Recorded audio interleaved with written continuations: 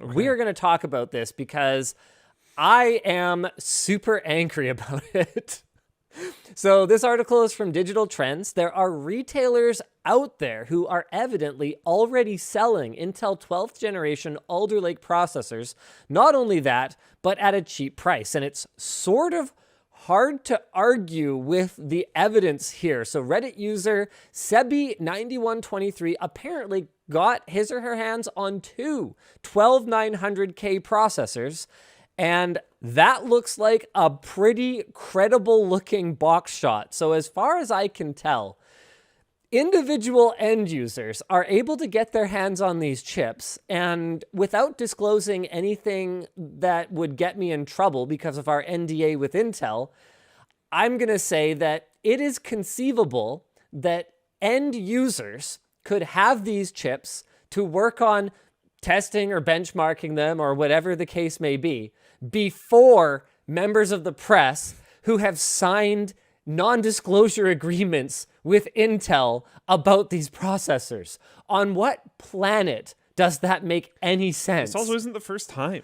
No. I'm getting some major deja vu right now. It's not the first time. It's not even the first time recently. Like, I'm not even talking ever. Like, this happened very recently. Yes. It drives me absolutely crazy. I mean, to be clear, it's not... How do I explain why this is a problem? Because, I think that a lot of people are going to jump straight to spoiled media, the media complaining they don't get a free CPU. It's not about that. No. It's about making sure that you are following the consumer friendly order of things.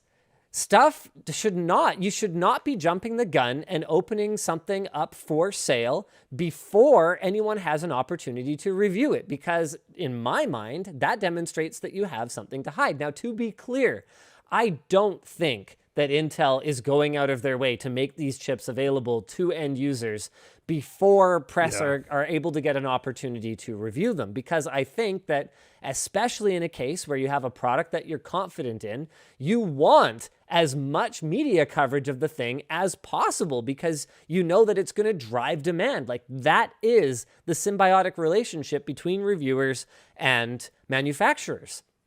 If a manufacturer is genuinely confident in their product, they send it to independent third-party media for evaluation, and those independent third-party media are trusted. Therefore, when they say, yes, it's good, that should increase sales. Now, the other side of that, the other edge of that blade is that if manufacturers make something that frankly isn't that competitive, they get called out. But that's just the price that you pay for the credibility boost that you get from these independent media that review your products.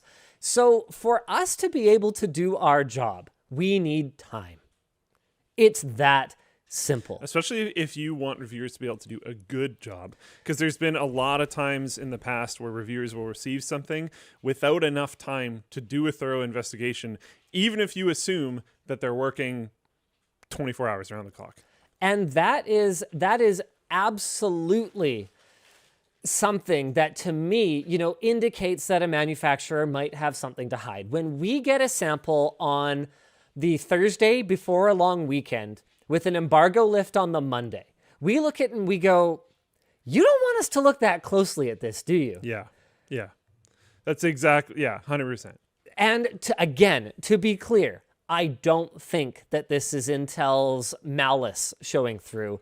I think that this comes down to incompetence. I think that this is them not having careful enough control of where their retail units are going, and them not doing a good job of managing their partners. To be clear, I'm not saying that they have to go full NVIDIA, and you literally, you talk to an NVIDIA partner. Never go full NVIDIA. You talk to an NVIDIA partner of any size and any shape off the record, and they've got the fear of God in them. Like, it's just...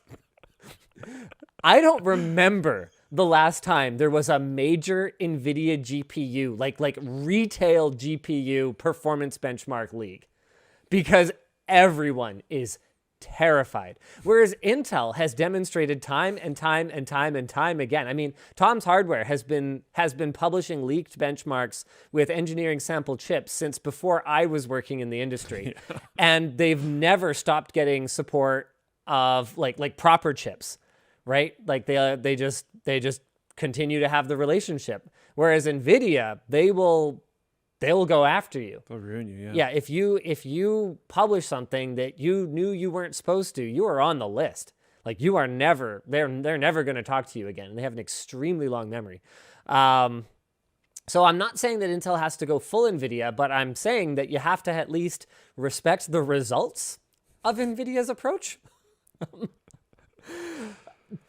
So there's that. So yeah, it's really frustrating. And it's one of those things that is particularly frustrating because we try to play by the rules. Like we try because it's important for consumers that we are getting access to proper materials, right? So we could go rogue. We could go and buy these chips, right? And then we could go try and get our hands on compatible boards and compatible RAM. In this case, there's a new DDR memory generation coming out with the new platform. This is all stuff that is alleged. Fine, yeah, let's say it's thoroughly leaked. They're not backwards compatible, right? Or I guess that would be a... Not according to the leaks. Right. Okay? Okay. So, but the point is that we want to do things properly because we could go out there and we could get our hands on engineering sample chips or on engineering sample boards. But then what we would not have is we would not have access to necessarily the final product. Yeah. Because if there's a really important microcode update, or if that chip that we got that fell off the back of a truck is not a proper chip, like if it's an engineering sample or even a qualification sample should be basically a retail grade chip. But yeah. What if it's not, right? So if we went and we published based on that, we could be giving you guys false information. So it's not in our best interest, and it's not in your best interest. It's in our best interest and yours that we are working with Intel. We have the proper BIOS updates, we have the proper drivers, and everything is legitimately representative of the product you are going to buy. That's what is best for everyone.